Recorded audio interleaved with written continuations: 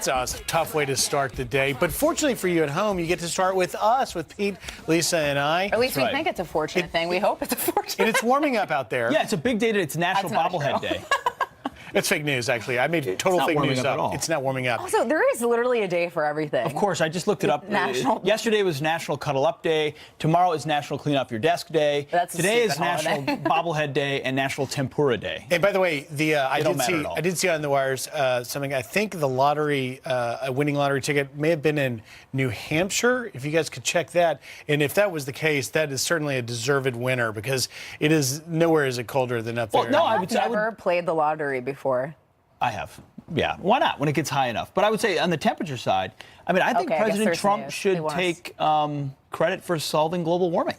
Yeah. And look at how cold it is. That's just another accomplishment that we need to put on the list. Global warming, done. But President Trump eradicated it. That cold weather did not stop President Trump from firing back against fire and fury yesterday as we took you through the 4 hours of the president literally firing back as we were holding this show. And that's shocking. That doesn't make any sense. No. He's not a counterpuncher. And then that's fake news. All right, I think we have some sound from that. Yesterday. There we go. Thank you, Pete. Tag team. I went to the best college. I was a very excellent student, came out, made billions and billions of dollars, went to television, ran for president one time and won. And then I hear this guy that doesn't know me at all, by the way, did not interview me for he said he interviewed me for 3 hours in the White House. I consider it a work of fiction. And I think it's a disgrace that somebody's able to have something, do something like that. Just so you understand, there's been no collusion. There's been no crime. I'm not under investigation. When you've done nothing wrong, let's be open. It's making our country look foolish. And this is a country that I don't want looking foolish. So there you have it. It's true. I mean, look at if the rest of the world is looking at all of this and the spectacle of the palace intrigue, of the gossip columns, they look at it does look foolish from the outside. And this is a president who said, no one else is going to defend me, including most establishment Republicans, so I'm going to defend myself, which is exactly what he's gone out and done. Well, I think that some of these attacks would be a little bit more potent if it wasn't so painfully obvious what those who hate the president are trying to do. I mean, look, we've had racism, we've had sexism. Somehow we've had $100,000 of Facebook ads somehow bought the election for the Russians, which is ridiculous if you've ever worked in politics or know anything about media buying and ad placement. And the fact that $100,000 is literally a joke and anyone with a nominal amount of money or $100,000 could go out and do that.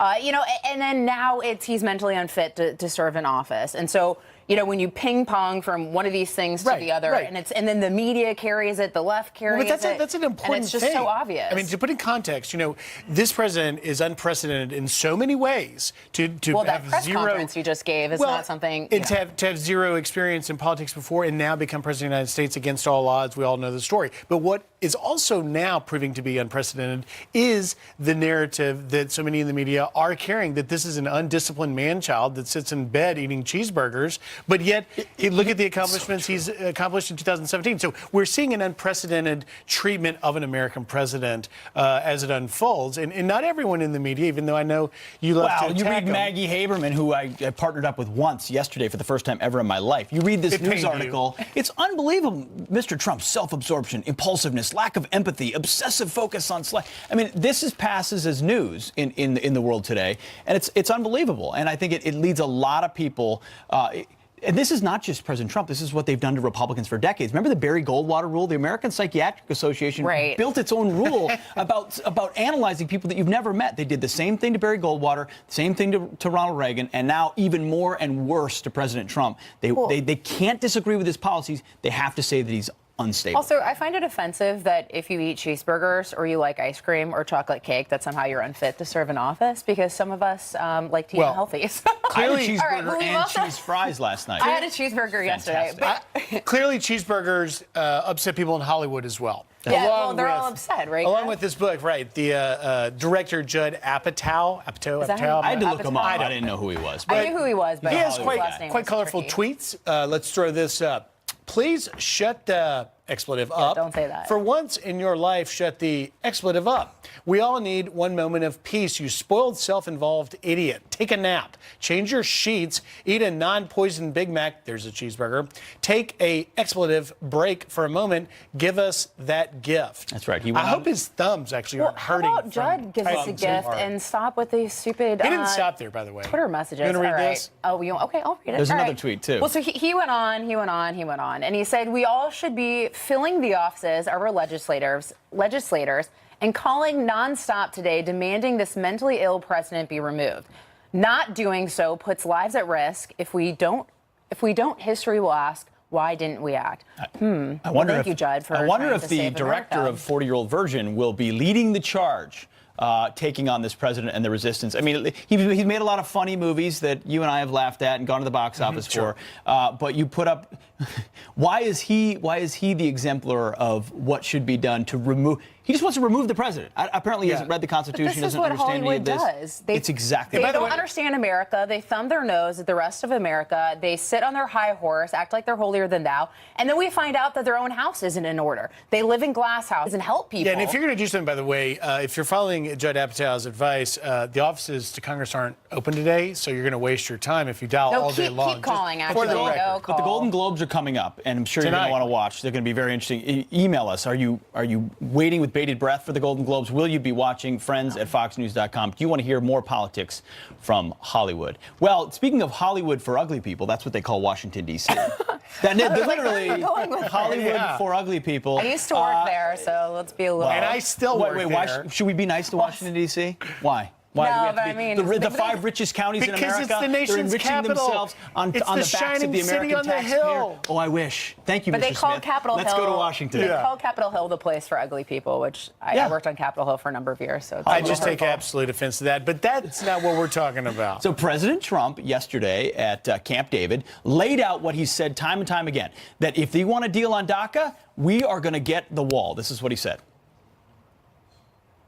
Wall. The wall's going to happen, or we're not going to have DACA. We want to get rid of chain migration. We need some additional border security. These are great people. We all want DACA to happen, but we also want great security for our country. We have to get rid of the visa lottery. They're not sending us their finest. I think, frankly, the Democrats feel strongly about it, too. I mean, Chuck Schumer, he saw somebody that came in through the lottery system. He saw this man kill 8 people on the West Side Highway. I really think we'll have a lot of Democrat support. I hope so. I believe that Mexico will pay for the wall. We're negotiating NAFTA, but Mexico will pay. In some form, Mexico will pay for the wall.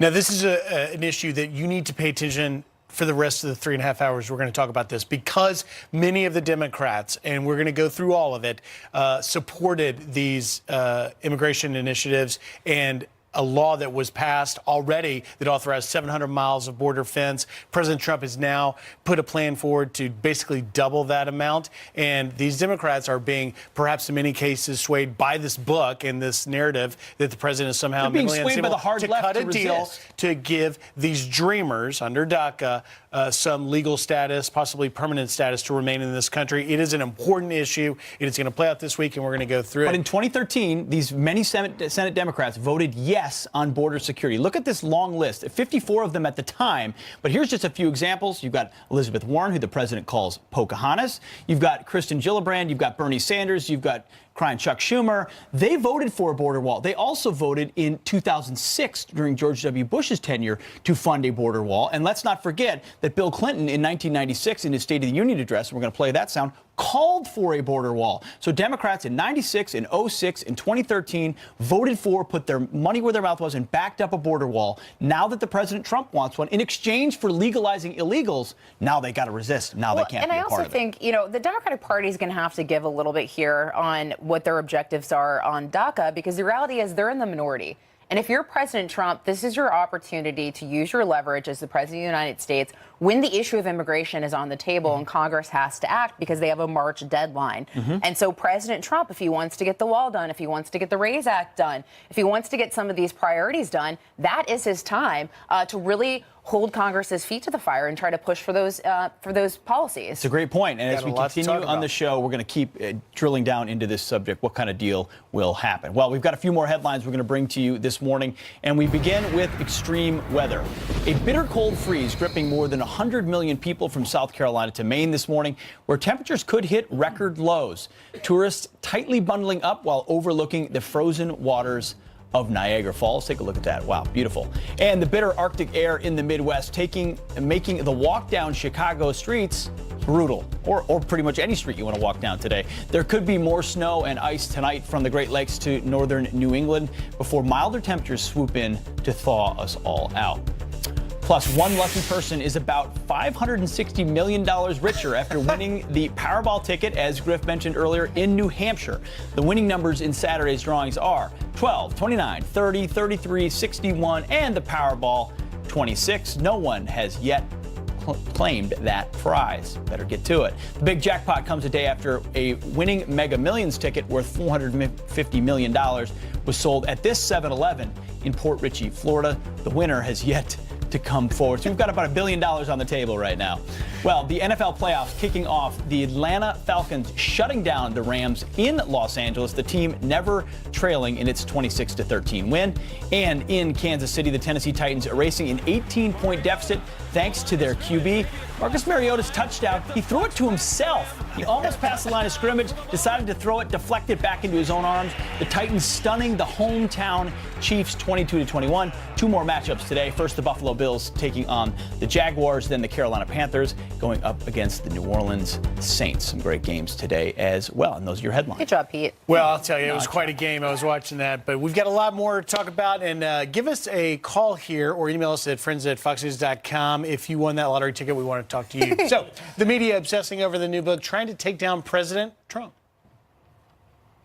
Let's start with Fire and Fury. Fire and Fury. That bombshell book, Fire and Fury. This new book is the talk of the town here in Washington. But why aren't they focusing on his accomplishments? We'll talk a lot about that coming up.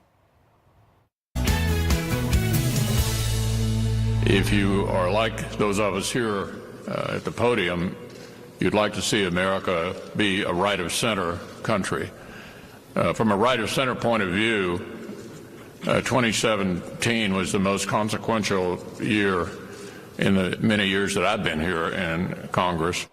And he's been there many years. It's been an impressive list of the accomplishments for the GOP and President Trump, but the media can't stop focusing on that anti-Trump book and, by extension, attacking the president. Here to react, founder and executive director of Turning Point USA, Charlie Kirk. Charlie, thanks for being here this morning. So you represent an organization of a lot of young people who, for them, this maybe is the first Republican president they've been exposed to or have supported. Are they obsessing over what the media is obsessing over, the palace intrigue, or are they looking at it saying, hey, some things are finally happening in Washington? They're looking at this economy and they're seeing an absolute explosion of economic growth. And look, I call this book total garbage tabloid journalism. I mean, this would not even suffice regular editorial standards. And yet you look at what this president has accomplished over the last year. It's absolutely unprecedented. And it makes sense that the media now in this new year is completely ignoring all these accomplishments. They're using this gossip column book to try to create this fake news aura around this White House and the presidency. But what the president has accomplished over the last year to actually deliver results for the American people, the largest middle-class tax cut in American history, opening up our natural resources, the Dow hitting 25,000, over $6 trillion of new wealth created domestically. These are stories the media refuses to tell, not to mention ISIS is nearly completely obliterated in the Middle East, yet they're worried about how many cheeseburgers the president is eating. And you look at how many factual inaccuracies are actually in this book, it's laughable. If this was written about the Obama presidency, the media wouldn't even take two looks at it. Well, that's it. I mean, you use two words that I don't know that exist that much, editorial standards. I mean, what are their standards other than disparaging this president? Because they would never give into the narrative of a right-wing writer who wrote something about the Obama administration. I mean, does it not continue to call into question what this president has pointed out about the fake news media? That's right. It's horrible hypocrisy. And look, this is just tabloid-type gossip column stuff. Seriously, it's the stuff that you buy when you're checking out at the grocery store, and yet you're seeing it on every major news network. Make no mistake, though, when you start to see the media scramble frenetically over this, that's how you know the president is succeeding. Sure. You see the economy doing well. You see ISIS retreating. You see the middle-class incomes going up. That's how you know he's succeeding, because they refuse to tell those stories because they want to ideologically destroy this president and the people around him. Briefly, Charlie, how important is this next month as it pertains to building the wall and a deal on DACA? So important, and I hope Congress stands with the president to fulfill his campaign promise to build the wall and actually do what he said they were going to do. And look, I agree with Leader McConnell. I've been very critical with him over the last year, but he's done a very good job to help stand with the president overall. Charlie Kirk, Turning Point USA, thanks for your time. We appreciate it. Thank you. You got it. Well, it's not shocking that a liberal actress mocked President Trump on Twitter, but why did the Army's official account like her tweet? We'll find out. And President Trump laying out his demands for a so-called DACA deal. We want the wall. The wall's going to happen, or we're not going to have DACA. Democrats used to want a wall. Now they're lock, stock, and barrel against it. Will Democrats come to the table to make a deal? We debate it next. Welcome back. Well, so some quick headlines for you. No gender, no problem. Washington State will soon allow residents to change their sex on birth certificates to a gender-neutral option. The new rules starting January 27th will let people identify as gender X instead of male or female. And no doctor permission is required. Oregon became the first state to enact the rule back in June. And Dunkin' Donuts is scaling back its food and drink menu by 10%. The new simplified menu will debut tomorrow in New England locations before expanding nationwide by mid-March. The chain getting rid of the less popular and more time-consuming items to make smoothies and afternoon sandwiches. President Trump once again laying out his demands for a DACA deal. Take a listen. Thanks, Lisa. Take a listen to the president yesterday. We want the wall. The wall's going to happen, or we're not going to have DACA. We want DACA to happen. Everybody, I think I can speak for everybody. We want John Cornyn from Texas. We all want DACA to happen. But we also want great security for our country. So important. We want to stop the drugs from flowing in. So should Democrats finally come to the negotiating table and make a deal? Here to debate it, host at The Blaze, Lawrence Jones, and Democrat strategist Chuck Rocha. Good morning, gentlemen. Chuck, I want to start with you because you're a Sanders guy. You're his surrogate. Yesterday, the senator issued a statement. I want to put it up and read it for you. Shortly after President Trump was speaking, here's what Senator Sanders said. He said, I am not sure why President Trump wants to shut down the government over a multi-billion-dollar wall that no one wants, is not needed, and will not be paid for by Mexico. What the American people do want in overwhelming numbers is to provide legal protection to 800,000 dreamers and a path towards citizenship for them. So, Chuck, I start with you. Why not do a deal? The president said this gives them legal status, and here's what he wants: $18 billion for construction for a wall. I think because it's really two way different topics, two different subjects. These dreamers, these young people, these kids came here. They've all had a criminal background check. They all have jobs. We've educated them in our university. 20,000 of them are public school teachers. 10,000 of them serve in our military. This should be a whole separate thing than somebody wanting to build a wall, which we have built in Brownsville and El Paso and other places. As you said on the lead-in, Democrats have voted for walls and we built walls. If he wants a new wall, I was part of the campaign. I'm waiting for Mexico to build the new wall. We'll probably come to the table on that. Lawrence, I assume you agree with him. I disagree with him. Here's the bottom line. There is no deal. The deal is this. Either they get with the program because the president won this election on this principle of building the wall, or they don't get legal status. That's just the bottom line. The American people will not tolerate this president going along with a plan that does not include, first, border security. He would literally destroy his entire movement of Americans that were the forgotten Americans. Look, at the end of the day, I want to be compassionate, although I don't even believe that we should be talking about this DACA issue until we take care of American citizens first. I think we can get to some type of deal, but it only happens if we have border security. Chuck, I see you shaking your head. I was shaking my head because America stands for exactly what these dreamers are. They came here as babies. They went to our university. We've taken our tax dollars and we've educated them. They don't even speak Spanish. So if you want to send them back to a country they don't even belong to. Well, that's a good point. Well, I'm not saying send them there. What I'm saying is that we should take care of the issues of the American people first. That means making sure our economy Absolutely, like our public school teacher and our veterans in our army where these dreamers are serving at. Well, let me stop you for 1 second. Not all of them are serving there. Go ahead. This fight that's playing out, how much, and Chuck, I'll let you answer this first, how much is this new derogatory portrait of President Trump being painted in Michael Wolff's book, how much of this is playing to hurting this deal, which affects, in both cases, both dreamers and, of course, the concerns like security of the American people?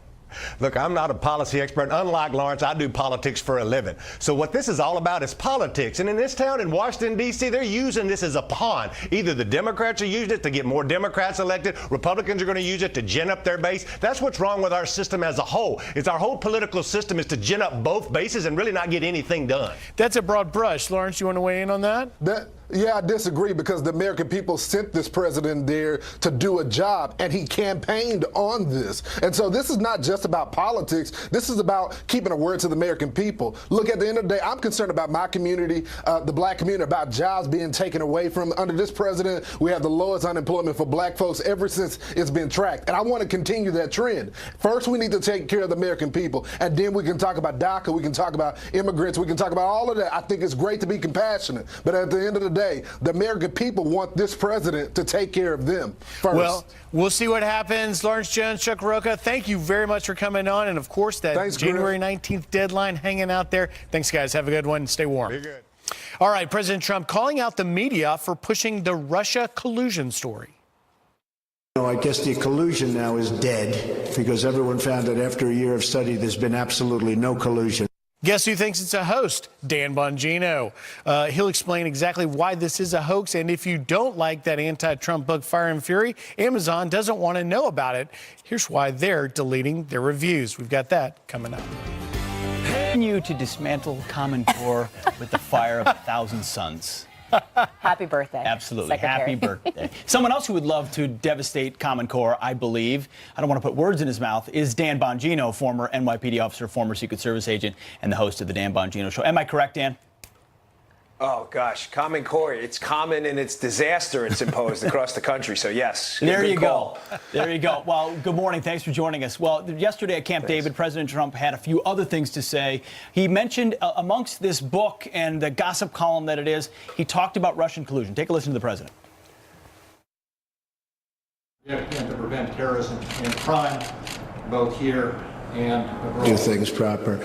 And, I guess the collusion now is dead because everyone found that after a year of study, there's been absolutely no collusion. There has been no collusion between us and the Russians. Now, there has been collusion between Hillary Clinton, the DNC, and the Russians. Unfortunately, you people don't cover that very much. But the only collusion is between Hillary and the Russians and the DNC and the Russians. Well, I covered it for Fox and Friends, and announcing that the Department of Justice will look into, has opened an investigation, as you know, Dan, into the possible pay-for-play scheme. What do you make of all this? Yeah, let me show you in about a minute or less what a hoax this whole thing is, this Russian collusion nonsense. So Don Trump Jr. meets with some Russian lawyer, right? They're supposed to exchange some kind of information, which never happens. Don Trump Jr. leaves early from this meeting, and Don Trump Jr., in an act of incredible transparency, puts out his emails about the entire incident on social media, right? Nothing changes hands there at all of value.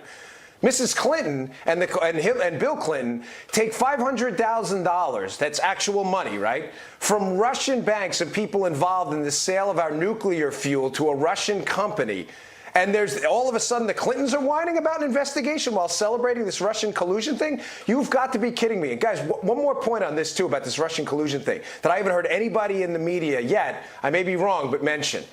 I think America needs to prepare itself for the idea that this entire thing was a sting against the Trump team the entire time, and that the dossier was just cover for it. The evidence is all over the place. Just go look at the March 2017 testimony of Jim Comey on Capitol Hill. The answer he gives to Representative Elise Stefanik from New York when asked about why he didn't notify Congress about this counterintelligence investigation against Trump. Look at the look on his face in a panic.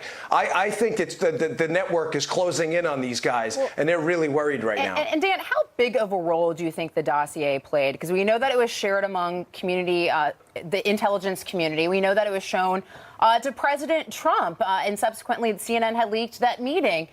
We know that it was shopped around the media as well. Many on Capitol Hill believe it was potentially used to obtain a FISA warrant. So how big of a role do you think it actually played?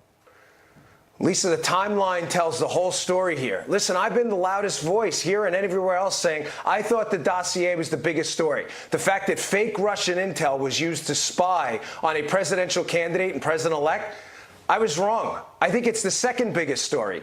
I think the biggest story is, why did the investigation into the Trump team start before the dossier? Remember, Jim Comey acknowledged that the investigation started before the FISA warrant was approved in October. And so, what was the FBI doing? Dan, what let me were they just looking at Trump for? Let me jump in there then. Are you saying that what Chairman of the Intel Committee, Devin Nunes, getting these documents finally is going to prove that not only was the dossier, you think we're going to find out from what Nunes is getting, that not only was the dossier the impetus for the investigation, but that it began before that? Griff, that's exactly what I'm saying. That the dossier gave some kind of legal patina, legal cover to a sting operation against the Trump team that people at the DOJ and the FBI desperately need to go away right now. I'm telling you, March 20th, 2017. Look at Jim Comey's face when he can't answer the question as to why the FBI never notified the Gang of Eight about the most significant counterintelligence investigation against a presidential candidate in modern American history. That's the one case you don't notify Congress about? They are in a panic about this. Was that the insurance policy the whole time, the dossier, to provide some kind of legal cover for an operation that should have never been started in the first place? Is that the question we need to ask? I think so. Dan, we're going to pull that tape. It's a great point. I think something very much worth listening about if it was never notified. The other thing dominating headlines is Fire and Fury, this gossip book about the president trying to undermine a sense of his mental health. Well, we're learning more about a Yale psychiatrist who met with Democratic congressmen about the president's health. So Yale psychiatrist Dr. Brandy X. Lee briefed members of Congress in early December, so early last month, about Trump's mental fitness. So you literally have Democrats meeting with psychiatrists who've never assessed this president to determine whether he is fit to be in office. How far are they going here? You know, Pete, I'm astonished by this. I mean, you want to talk about a breach of professional ethics. You know, I was not a psychiatrist or a psychologist. I did go to graduate school for neuropsychology, psychology, and behavioral learning, so I have some experience in the arena. But, gosh, I mean, how unethical to do this. But let me tell you what the real plan is here by the Democrats. The Democrats were taken off guard by the passing of the tax cuts. You may say, what does that have to do with his mental fitness? Follow me here. They did not expect these things to pass. Now that they've passed and Trump's approval ratings are moving up and he has political capital, impeachment now is almost off the table entirely. They need a backup plan. Their backup plan is the 25th Amendment, which would remove the president of office because of physical or mental incapacity. It's farcical, it's laughable, but it speaks to the desperation of these Looney Tune Democrats that are so desperate to get Trump out of office. But yeah, if the resistance didn't work, if other forms of impeachment don't work, they're looking for, because if they capture the House, you say impeachment's off the table, but if they were to win the House, you still think they're going there, right? They're going after him. 100%, 1,000%. If the Democrats win the House, they are so deranged about Trump, Pete. This all ties together. Listen, this is not conspiracy theory junk. Everything I'm telling you can look up yourself. They need him out of there desperately because they need to cover up the nonsense that's been going on for the past 8 years. They need him out. And if they can't get him out on impeachment, they'll try this 25th Amendment thing. But here's the critical thing. They can't do any of this without depleting his political bank account. And his political bank account is going up, not down. Dan, you've just delivered devastating news to Democrat Congressman Al Green. But thanks for coming on and talking to us this morning. Appreciate it. Have a great Sunday. Thank you, Dan. Got it, guys. All right, turning now to a few more headlines. The winter storm in the Northeast causing chaos at New York's JFK Airport. For the third straight day, they just can't get it in line. Thousands of travelers stranded following more than 6,000 flight cancellations or delays. Two planes colliding on the tarmac amid the chaos. The wing of a China Southern plane struck the tail of a Kuwait Airways plane. No one was hurt. The massive air hub has been struggling to recover after shutting down Thursday afternoon.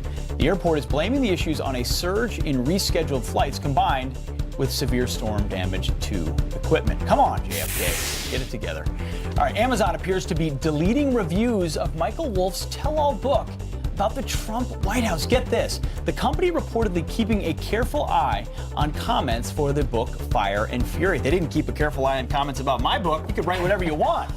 Not this one. I was one of them. You probably were. In September, Amazon removed hundreds of one-star reviews for Hillary Clinton's memoir, What Happened.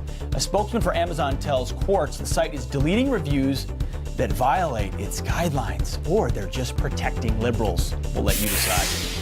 And the U.S. Army's official Twitter account appears to like a tweet mocking President Trump. Actress Mindy Kaling's tweet seen in the like column on the Army's page. It features Kaling's character from The Office saying, quote, "You guys, I'm like really smart now." An apparent dig at the president's Saturday morning tweets. It's not clear if an employee running the account liked the tweet or if it was hacked into. The tweet is no longer there. We are reaching out to the Army for further comment, or was it someone who accidentally hit a like from their personal account, but it was the Army account? Who knows? It's tough to keep up with all this. Who liked what? I'll tell you. Too much liking. All right, moving on. The wife of the Pulse nightclub terrorist says she knew about his plans for the horrific attack, but did nothing. Our next guest says this may be worse than the attack itself. And how do you celebrate when your team doesn't win one game? Well, in Cleveland, it's with a parade of sadness. It was a loser parade.